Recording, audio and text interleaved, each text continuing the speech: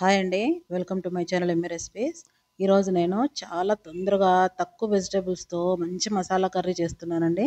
ఎప్పుడు పప్పు, సాంబార్ తిని బోర్ కొడితే ఈ వంకాయ ఉర్లగడ్డ కూర కలర్ రైస్‌లోకి, వైట్ రైస్‌లోకి అలాగే రోటీస్‌లోకి చాలా బావుంటుంది. చేసే విధానం ఏంటంటే ఇక్కడ నేను 2 మీడియం సైజు ఉర్లగడ్డలు పీల్ చేసి చిన్న ముక్కలుగా కట్ చేసుకొని కడాయిలోకి కొంచెం ఆయిల్ వేసుకొని 2 చెంచాలంతా ఆ వేడి నూనెలోకి ఉర్లగడ్డలు వేసుకొని మూసిపెట్టుకోండి. లేదంటే ఆయిల్ అంతా ఎగురుతుంది.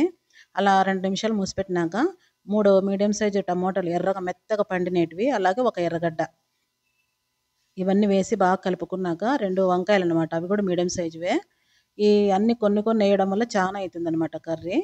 ఇలా వంకాయలు కూడా కోసి దీంట్లోకి వేసేస్తున్నాను చిన్న పీసులుగా. ఇవన్నీ వేసుకొని బాగా కలబెట్టి మూసిపెట్టినామంటే మెత్తగా మగ్గిపోతుందండి. ఇంక మరీ నీళ్ళు కూడా వేయాల్సిన పని లేదు. కొత్తగా చూస్తున్నవారు సబ్స్క్రైబ్ చేసుకోండి, లైక్ చేయండి, షేర్ చేయండి, కామెంట్ చేయండి, బెల్ ఐకాన్ యాక్టివేట్ చేసుకోండి. నేను పెట్టే ప్రతి వీడియోస్ ఫస్ట్ మీ ఫోన్లోకే వస్తాయి. అలాగే కొంచెం సాల్ట్ వేసుకొని తగినంత ఎంత కాబడుతుందో అంత, అలాగే అల్లం వెల్లుల్లి పేస్ట్ లాగా నేను కొత్తిమీర కూడా వేసి ఆడించుకుంటాను.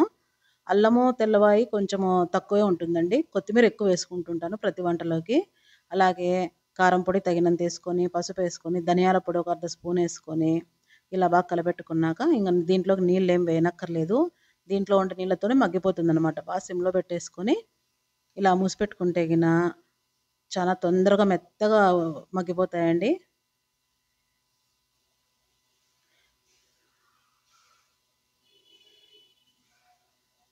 అలాగే మూత తీసి చూడగానే కొంచెము అర్ధానికి అయిపోయినాయి కదా! బాగా నీరంతా బయటకొచ్చేసి ఉడికిపోయినాయి.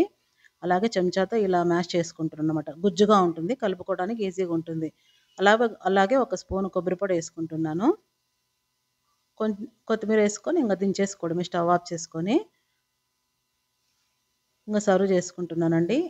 ఇది చాలా ఈజీనండి. క్యారీకి కట్టియచ్చు టిఫిన్ బాక్స్‌కి. నైట్ టైమ్ చపాతీ తినే వాళ్ళకి ఇది మంచి కూర అని చెప్పొచ్చు. ఎందుకంటే చపాతీల్లో పప్పు తినే అలవాటు చాలా కొంతమందికే ఉంటుంది కదా! ఇలా మసాలా కర్రీస్ చేసుకుంటే దీంట్లో ఎక్కువ మసాలా కూడా లేదు హెవీగా. మీకు నచ్చుతుందనుకుంటున్నాను. మరిన్ని మంచి రెసిపీస్‌తో వస్తుంటాను. Thanks for watching.